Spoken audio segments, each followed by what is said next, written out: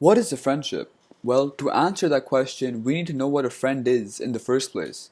A friend is defined as a person attached to another by feelings of affection or personal regard. Friendship is defined as a state of being a friend, and I'm sure all of us have friends, and most people are usually their happiest when they are in the company of their friends, as these are the people who bring out the best out of you, and sometimes the worst. You feel sad when your friend feels sad because you have an emotional connection with these people around you, and this connection is shown best in the form of anime, as even though it is fictional, there are a lot of things that are relevant to the real world as well. Hello, my name is Kabir Raina, and today I'm going to be talking about the power of friendship in anime. Everything I've learned about friendship, apart from actually being with my friends, has come from anime. For reasons I cannot put into words, I really connect with how they present it in these 20-minute episodes. And this idea of never going back on your word and upholding your friend's honor is something that everyone can relate to. In anime, the power of friendship is shown in a very cliched way, but it proves that the bonds of friendship are not easy to break. For example, in the anime Naruto, the protagonist spends almost the entirety of the show trying to save his best friend from going down the path of revenge and forsaking himself to evil.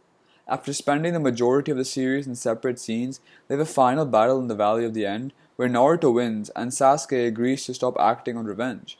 While this may not make sense to people who have not seen the show, Naruto spends the entirety of the show looking for Sasuke and not giving up on him. He continued to search for clues of his whereabouts regardless of what people said, and in the end managed to convince him to come back to the village and lead a normal life. This commitment to save his friend, with not even an iota of fear on his face, is inspirational and a goal that everyone should work towards in their own friendships. When it comes to engaging fans emotionally, I think Naruto did a great job. The way the story was written made it feel as if one could relate to each and every one of the characters. I'm sure many viewers, including myself, decided to reevaluate what we define as being a good friend after watching that show. Not only that, but I started to appreciate my friends even more. This show didn't only give my friends and I another topic of discussion, but also a goal to work towards in terms of friendship. We all aspired to have the same connection and bond we saw between Naruto and Sasuke. And as you can see, anime doesn't only provide us with entertainment, but also gives us a community to turn towards. While people have their different tastes and opinions, no one in the community wants their fellow anime fans hurt in any way. In a way, this community embodies the power of friendship, which is so common in anime. As we all know from personal experience, friendships have their ups and downs. We have arguments with our friends, and we take some time away from them, and eventually forgive them in the end. That's the beauty of friendship. We can get mad at them, but it can't stay that way. This was shown perfectly in the anime One Piece. In the Water 7 arc, the protagonist Luffy has an argument with one of his friends Usopp over the future of their ship. Luffy knows that the ship is on the verge of sinking and wants to get a new one, while Usopp is emotionally attached to the ship and doesn't want to get rid of it.